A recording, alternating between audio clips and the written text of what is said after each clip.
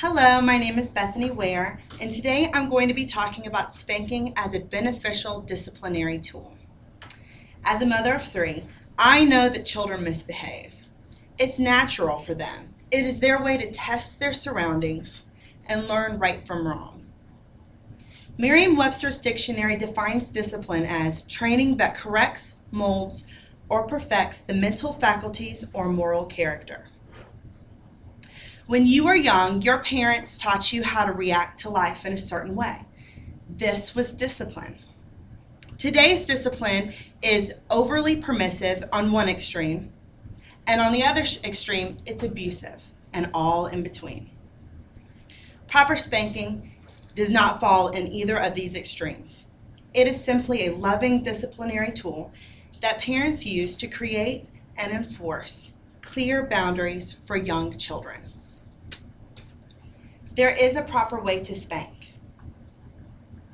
First off, you want to spank younger children. You don't want to spank older children because if you spanked previously, they should know better when they're older and they won't need a spanking.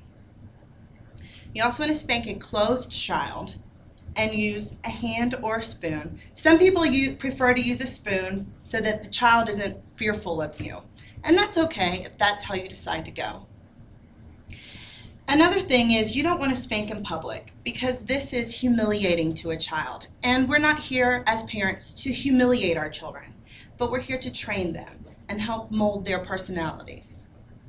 When administering a spanking, you should make sure that the punishment fits the crime. If you have a young child who spills a glass of milk, this does not warrant a spanking. Maybe instead of a spanking, you could get a towel and let them clean it up themselves.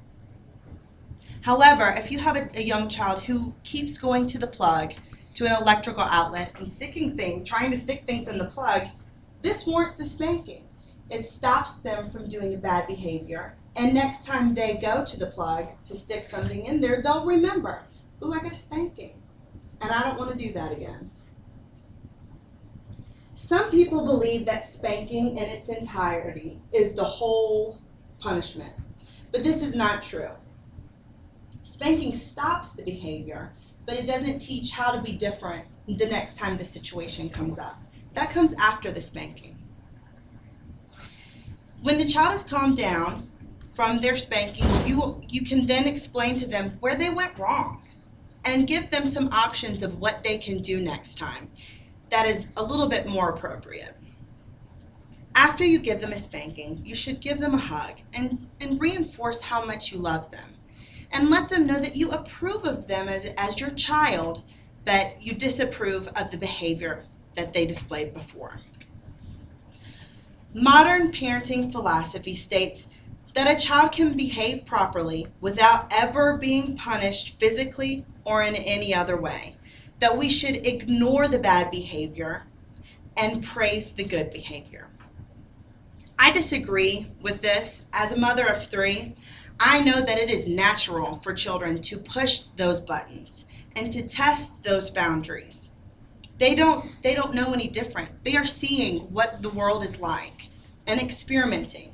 And as a parent, it is my responsibility to discipline them and let them know.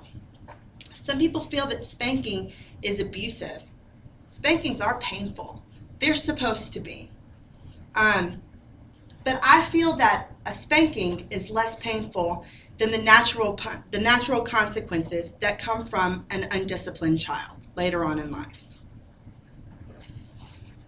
Speaking of abuse, there is abuse that can come from parents who cannot control themselves while they spank. One trick that I like to use is after you give a spanking, see if you can whisper. And if you can whisper afterwards, then you can feel confident that you have given an effective spanking. And you can move on and you can train your child what to do better next time.